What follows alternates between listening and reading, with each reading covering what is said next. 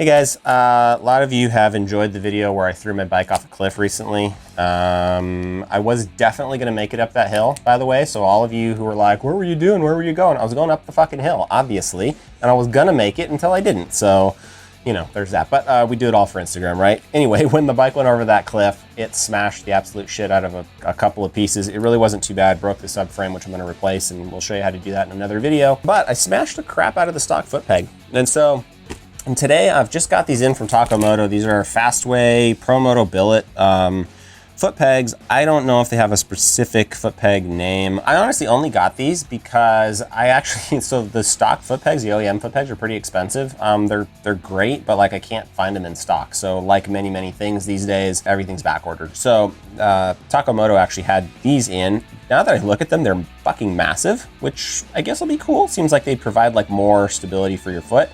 So we'll check that out. This looks like a really nice kit. I think it was like almost 200 bucks, so not cheap, but that's fine, like nothing's cheap, right? It's got an adapter kit.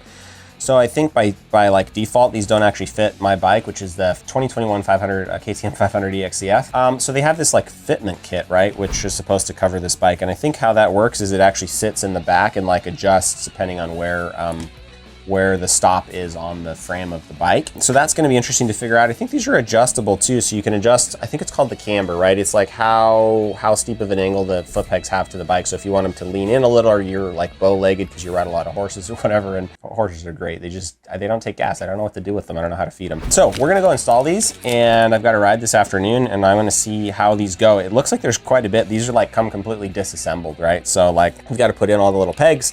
You've got to put the adapter in, you've got to fit them, and of course install them on the bike. So I don't think any of this will be all that challenging to do, but yeah, let's go figure out how to make it happen. Okay guys, we're gonna actually get these installed now. There's a couple of things to know about them. The cleats come not installed, which is fine. They include an Allen wrench to put these into all these holes. There's a bunch of them. That shouldn't be too bad. I don't know if you're supposed to Loctite those in, but I'm going to, because I've had the little cleats on this aftermarket brake lever fall out quite a bit. They include something with the package. I don't know if it's grease or Loctite, so I don't know what to do with that. I guess it makes sense that you might want to grease the hinge a little bit, but I'm also not so sure about that because you get dirt in the grease, so I'll probably put like a little bit. I don't know what this is. I'm not going to use it. I'm using my own stuff. I have both. So they come with this tool, which I think is to drive out the pins from the original one. They're not that hard to remove. I don't know. I think it's a tool. I don't know.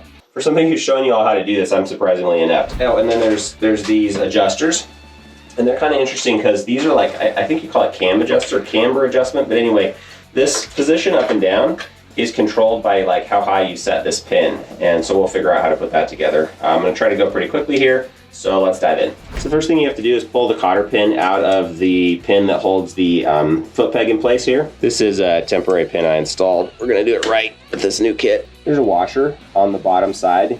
You want to make sure you save that and put it back on in place. You can tap this out. This is where this tool maybe comes in handy, so you can use it like a little punch.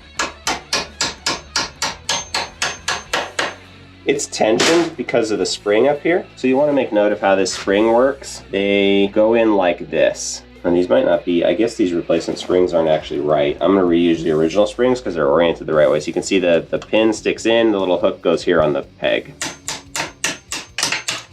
See, these new springs aren't right. So I'm going to use my stock springs, which are fine. So these obviously have a tilt to them. So you got to match the tilt to the one you're removing, which in this case is this one.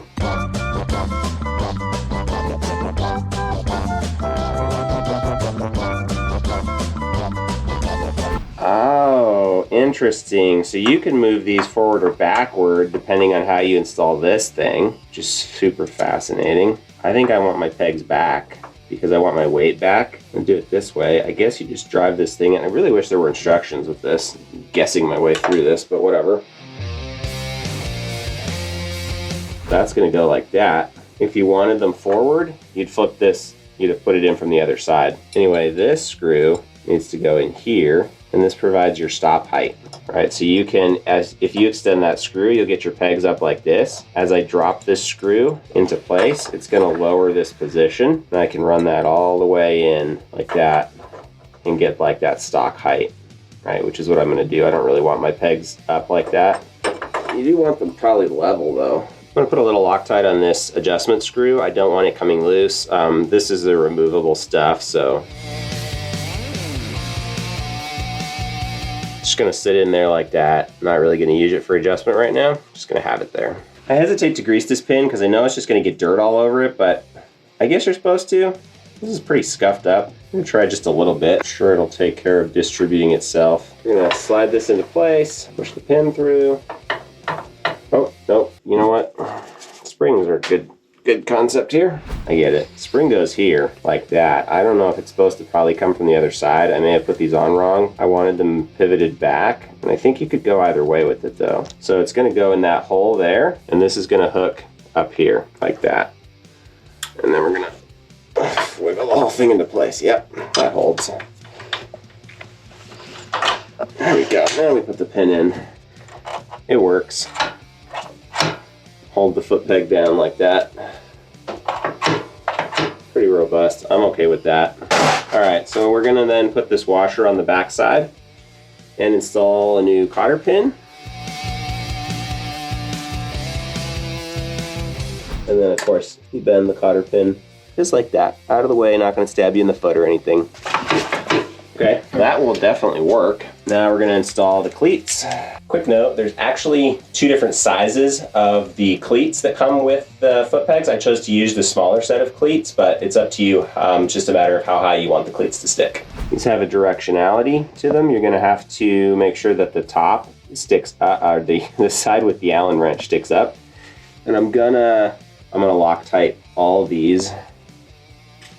If you put the Loctite in, and then like walk away and do something different and come back, you might have a hard time starting them. Okay, so they included like twice as many pegs, which is great because like I said, I've been losing them from up here on the brake lever. They've been falling out. This is some like aftermarket no-name thing from Amazon, which I'm gonna have to replace because they keep coming out. On these, I've got twice as many as I need, which is super cool. Screw all these down, and then we'll go around and tighten them. Okay, so those are all down. I'm gonna now go around and like torque them down a little bit. I'm not over tightening these. They just need to be like pretty snug. Here you have it. One new Fastway's peg, nicely installed.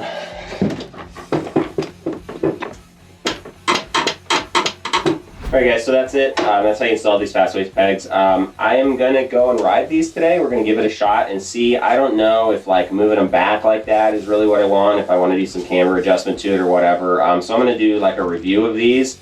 That will be coming up now. So a couple of things about these pegs. First of all, the wider foot space, footprint means that like your feet don't go to sleep in the middle, nearly as badly. They're much better for that. But also, like I've noticed because they're wider, I have more control over the bike using the pegs. So like the little body, yeah, exactly that. The body positioning shit that you do to like crank it around these hairpin corners, like feels better on these pegs. Like more, like there's more going on.